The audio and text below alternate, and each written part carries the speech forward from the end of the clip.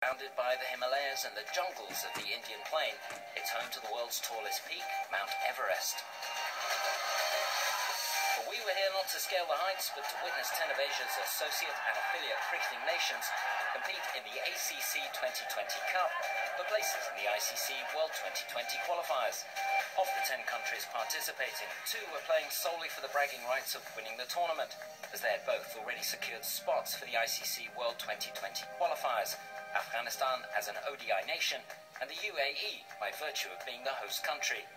Bahrain, Hong Kong, Kuwait, Malaysia, Maldives, Nepal, Oman and Singapore were left to compete for the remaining 2 spots in the ICC World 2020 qualifiers. This was the second time Nepal has hosted this ACC 2020 Cup, and the country went all out to welcome the visitors. When a tournament of such a magnitude comes to a country, the whole country is focused with that game. It is not only about association, it is not only about the players. It is about the whole country, the government, everybody, the public. They all are now looking at what Cricket Association is doing right now. And with events like these, when everybody is focusing on cricket, I think that boosts up a lot. And the game reaches every nook and corner of the country because of tournaments like these, and that in the long run definitely helps the cause of cricket. Cricket was introduced to Nepal in 1892 by the then ruling Rana dynasty on their return from England and India. The game was exclusively played among the elite. The Cricket Association of Nepal was formed in 1946 to promote cricket within the aristocrat community. It became an affiliate member of the ICC in 1988, and 8 years later, it was elevated to associate status. The national side is currently ranked 25th in the world in the one-day rankings, and still has an outside chance of qualification for the 50-over ICC Cricket World Cup 2015. However, backed by huge support, Nepal was hoping to win one of the 6 global qualification spots to play in the ICC World 2020 next year.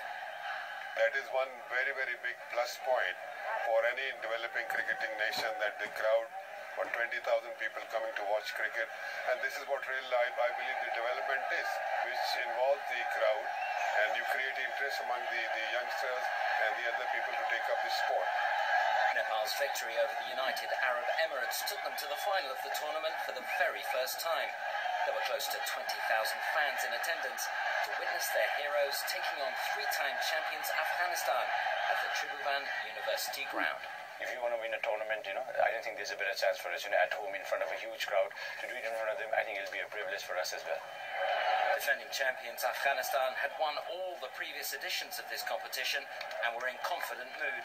We will try hard to win this tournament for 4th time, and maybe the boys are play very well in the whole tournament, especially the youngster. We are entering the team, 6-7 Indian youngster team players, and inshallah we will try hard more to win this final. Afghanistan won the toss and elected to field. The Nepali openers stood little chance against the Afghan bowlers as 3 wickets fell before the end of the 5th over. Skipper Paras Khadka then came in and managed to steady the ship, notching up his 2nd half-century of the tournament before his dismissal with a score at a more respectable 114 for 5.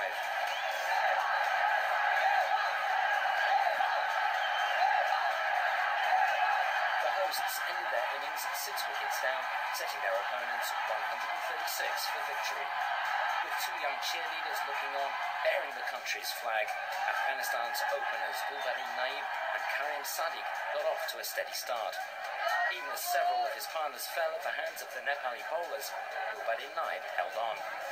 His man-of-the-match performance saw him put up an unbeaten 54-run partnership with skipper Mohammad Nabi. Once again, it was the experience of the champions that won through. With 7 wickets and 13 balls to spare, Afghanistan captured yet another title. We play against a full packed crowd against Afghanistan. It's a big pressure for us to beat this crowd, and the boy played very well in the final. And we are proud for the whole team, and we will congratulations for all Afghanistan supporter in Afghanistan and in Nepal, especially for the football team. He came here under 16. They support Afghanistan cricket team in the final, and thanks for these two kids. They support whole tournament in the two grounds here and also the University Engineering ground, and also I'm very thankful for them, and I'm very happy. The hosts may have lost the game, but it was a Nepali player who was recognised for his outstanding displays throughout the 8-day event. Captain Paras Khadka was awarded a motorbike from one of the local sponsors for his man of the tournament performances. I play for my country and try and give my best, and I didn't know about anything about it, so this is like, it's a good incentive. Like, I think it really motivates the players to do better in future, and let's hope, like if companies like this come up, I think it gives more motivation for the players to go out there and perform. As the crowd dispersed and the day drew to a close, the Nepal team already started looking ahead to their preparations for the ICC World 2020-2014 qualifiers in the UAE. I think we have a very good chance because the teams that we see there, few of the teams who have already played in the past, few of the teams who have even beat in the past. So there's no point that we should say that we don't have any chance in that qualifier. Of course, we do have a chance. Joining Nepal, Afghanistan and the UAE is Team Hong Kong, who came in fourth. All four teams will be hoping to win a place at the ICC World 2020 in Bangladesh, which for the first time will feature 6 associate and affiliate teams.